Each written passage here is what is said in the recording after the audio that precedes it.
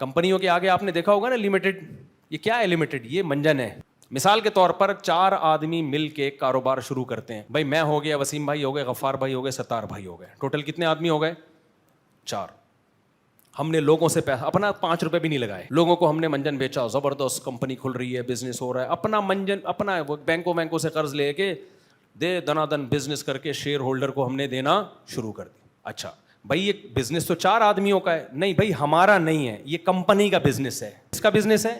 Company کو ایک شخص سے قانونی فرض کر لیا ہے, لیگل پرسن. میرا نہیں ہے بھائی, میرا اس سے کوئی, یہ لیگل پرسن ہے, ہوا میں بھی اس کا وجود نہیں ہے. یہ ایک لیگل پرسن ہے. اس کا کوئی بھی نام رکھ دیا, کچھ بھی نام رکھ دو, کوئی اچھا سا نام بتا دو تاکہ مثال اور اچھی ہو جائے نا. کچھ بھی نام رکھ دو. نہیں طارق مسعود نہیں بھائی, کچھ بھی نام رکھ دو آپ. رفیع بھائی نام رکھ دیا. اس کمپنی کا نام ہے Rafi and since limited company, ٹھیک ہے نا.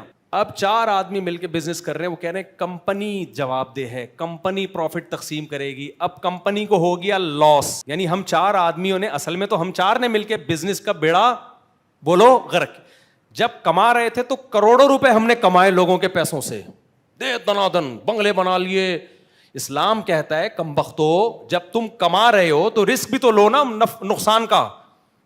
دین چڑھے گا, قرضہ چڑھے گا تو تم پہ چڑھے گا. دیکھو 1 آدمی 2 آدمیوں نے مل کے بزنس کیا نا شراکت پہ, تو جب اس کاروبار پہ قرضہ آئے گا تو دونوں پہ آئے گا نا. انہوں نے کیا کیا, کمبختوں نے, قرضہ جب آ گیا نا لاس میں جا رہے ہیں, ہم پہ نہیں آ رہا, یہ کمپنی پہ آ رہا ہے. اب جب آپ آؤ گے بھائی میرا جو نقصان ہوا ہے مجھے پیسے چاہیے, کمپنی سے لو. کمپنی کی نہ ٹانگیں ہیں, کمپنی کے نہ ہاتھ ہیں, کمپنی کی نہ زبان ہے, کمپنی کی نہ وہ ہے کہاں, کاغذ میں ہے. وہ کاغذ اپنی بکری کو بھی نہیں کھلا سکتے آپ. یہ مطلب ہوتا ہے کس کا, لمیٹڈ, کہ صرف یہ جتنے ایسٹس ہیں نا کمپنی کے, اس حد تک لاس کمپنی کے ذمے ہیں.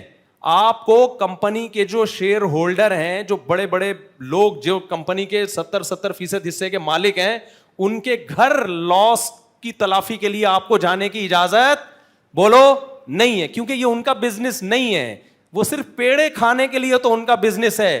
جب لاس میں جائے گی کمپنی تو کمپنی اس کی ذمہ دار ہے, اور کمپنی ہے ہی نہیں مارکیٹ میں, کیونکہ کمپنی ڈیزالو ہو گئی ہے. کمپنی کیا ہو گئی ہے, ختم ہو گئی. تو وہ جو کاغذ میں تھی وہ بھی نہیں ہے. یہ گیم کس نے, یہ منجن کس نے بیچا ہے, انگریز نے, جو صبح و شام ہیومن رائٹس اور ویمن رائٹس کی باتیں کرتے کمبخت تھکتا نہیں ہے. اسلام نے اس پہ پابندی لگائی ہے. تبھی ہم میزان بینک کے بھی لمیٹڈ والے عنصر کو نہیں مانتے ہیں. لکھا ہوتا ہے میزان بینک میں بھی, ہم کہتے ہیں یہ شرط خلاف شرع ہے. میزان بینک سے لین دین جائز ہیں, لیکن یہ جو شرط لگی ہوئی ہے نا کہ کمپنی ذمہ دار ہوگی, یہ شرط شریعت کے کیا ہے, خلاف ہے. ہم کہتے ہیں لاس ہوا تو اس کے جو اونر ہیں وہ ذمہ دار ہوں گے اپنی جیب سے بھرنے کے. بعض شرطیں ایسی ہوتی ہیں ان شرط کی وجہ سے عقد فاسد نہیں ہوتا, لیکن شرط ہی وہ کالعدم ہوتی ہے. شریعت کہتی ہے یہ شرط نہیں ہے, اس کو ہم نہیں مانتے. جیسے کچھ دن پہلے ایک میاں بیوی آئے نا, شادی کر رہے تھے, تو اس میں شرط لگائی عورت نے کہ اگر مرد نے دوسری شادی کی تو 1.5 کروڑ روپے مجھے دیں گے. میں نے کہا میں یہ شرط تو لکھ دوں گا, لیکن اس شرط کی شریعت میں کوئی حیثیت, اس شرط پہ نکاح کیا تو نکاح تو ہو جائے گا, لیکن یہ شرط کیا ہوگی بھائی, کالعدم ہوگی. تو بعض شرطیں جب عقد میں لگائی جاتی ہیں تو کچھ شرطیں تو ایسی ہوتی ہیں جن کی وجہ سے وہ ایگریمنٹ ہی باطل ہو جاتا ہے, فاسد ہو جاتا ہے. کچھ شرطیں ایسی ہوتی ہیں ایگریمنٹ تو صحیح ہو جاتا ہے, لیکن شریعت کہتی ہے اس شرط کی کوئی شرعی حیثیت نہیں ہے.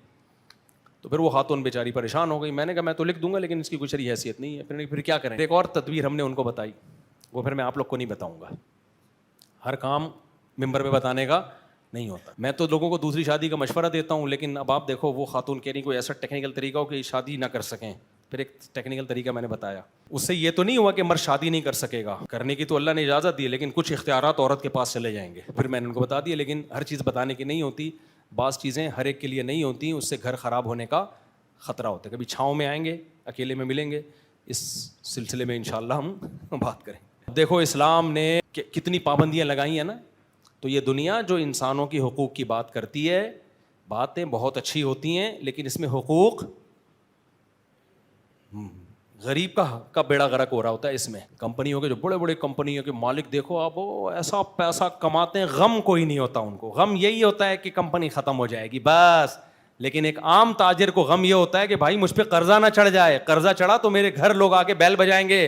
لیکن کھرب پتی تاجر کو یہ خطرہ نہیں ہوتا. وہ کہتا ہے میرے گھر آ کے بیل نہیں بجائیں گے, کمپنی کا دفتر میں جا کے بیل بجائیں گے, اور جب کمپنی ختم ہوگی تو دفتر بھی کیا ہو جائے گا, ختم ہو جائے گا. ٹھیک, یا دفتر سے لے لیں, دفتر کیا کرے گا, تو نام ہی نہیں آتا نا, کمپنیوں کا آ رہا ہوتا ہے. میں یہ نہیں کہہ رہا کہ کمپنیاں کھولنا جائز نہیں ہے, کاروبار کریں آپ, لیکن یہ گورے کی آپ کو ہوشیاری بتا رہا ہوں میں. یہ جو بڑے بڑے پیسہ کمانے والے لوگ ہیں نا, انہوں نے کیسا انسانیت کو بیوقوف بنایا ہے. تو ظاہر ہے اللہ کا قانون, اللہ تو سب کو ایک نظر سے دیکھتا ہے نا, تو پھر اللہ جو قانون بناتا ہے اس میں یہ نہیں دیکھتا کہ اس کو کیا نقصان ہو رہا ہے, اس کو کیا فائدہ ہو رہا ہے. ساری انسانیت کو دیکھ کے اللہ قانون سازی کرتے ہیں. تبھی ہم یہ کہتے ہیں کہ انسانیت کی فلاح و بہبود صرف اللہ کے قانون پہ چلنے میں ہے.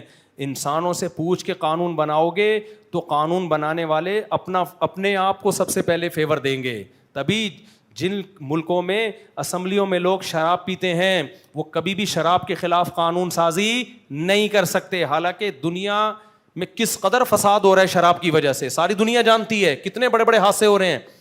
لیکن بھائی کیوں شراب کو انلیگل نہیں کرتے؟